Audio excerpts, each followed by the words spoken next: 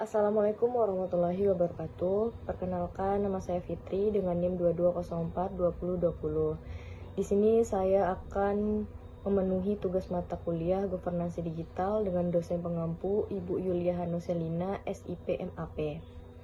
Adapun judul tema yang akan saya presentasikan mengenai Collaboration in Digital Governance. Adapun topik yang saya bahas adalah dua topik. Topik pertama yaitu kerjasama antara tingkat pemerintahan yang berbeda dalam e-government, dan yang kedua adalah desain public-private partnership dalam e-government. Adapun topik pertama yaitu kerjasama antara tingkat pemerintahan yang berbeda dalam e-government. Kerjasama dengan tingkat pemerintahan yang berbeda dalam e-government dapat dilakukan dengan government to government atau yang disebut dengan G2G. G2G ini adalah interaksi satu pemerintah dengan pemerintah lainnya, yang dimana adalah tujuannya untuk memperlancar kerjasama dan dalam proses politik yang dilakukan pemerintah. Adapun G2G ini memungkinkan informasi ditukarkan atau dipertukarkan baik pemerintah pusat, pemerintah daerah, dan berbagai pemerintah lainnya. Lanjut, kita harus mengetahui apa itu government terlebih dahulu. Jadi, e-government adalah cara pemerintah untuk menggunakan teknologi, terutama internet dalam sistem digital, dengan untuk memberikan layanan kepada masyarakat.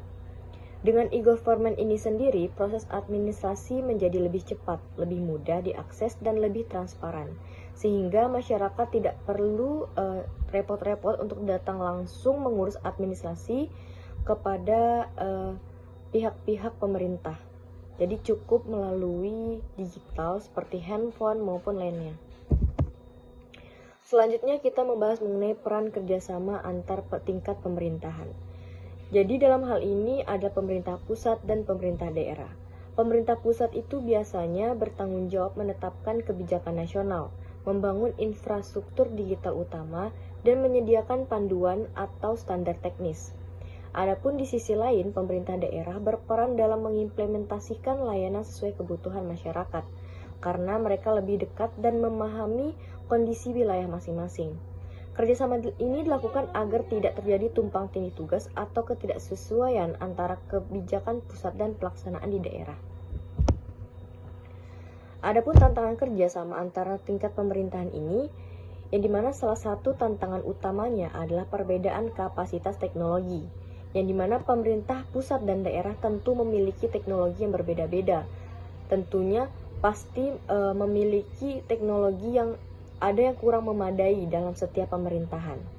Selain itu, koordinasi seringkali juga menjadi kendala dalam hal ini, yang dimana terutama jika setiap tingkatan pemerintahan ini memiliki prioritas atau pendekatan yang berbeda dalam melayani masyarakat.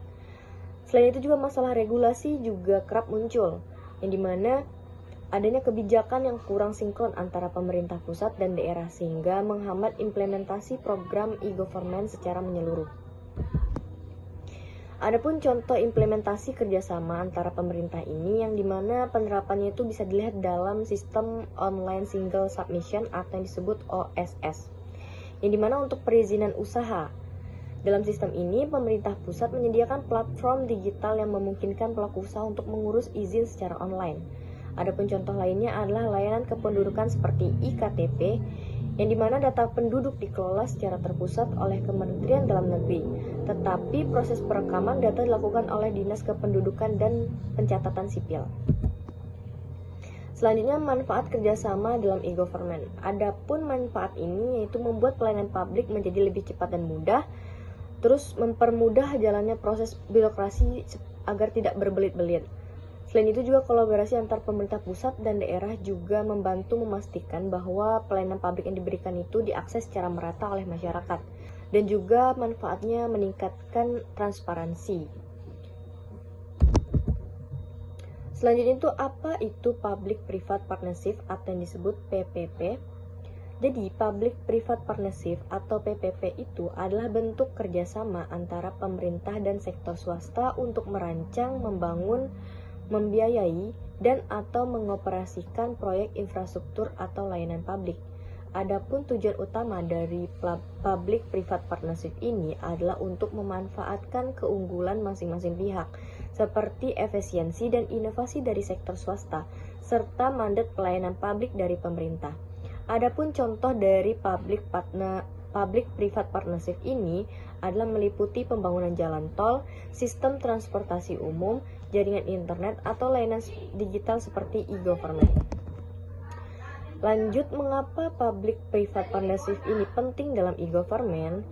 Public-private partnership ini penting dalam e-government karena membantu pemerintah mempercepat transformasi digital layanan publik dengan memanfaatkan keahlian teknologi dan investasi dari sektor swasta.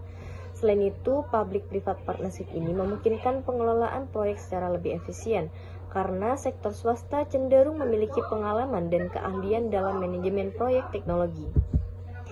Selanjutnya, peran public-private partnership ini dalam e-government yaitu membantu pemerintah untuk mempercepat transformasi digital layanan publik. Sektor swasta membawa keahlian dan teknologi yang canggih dalam meningkatkan efisiensi dan kualitas yang diberikan.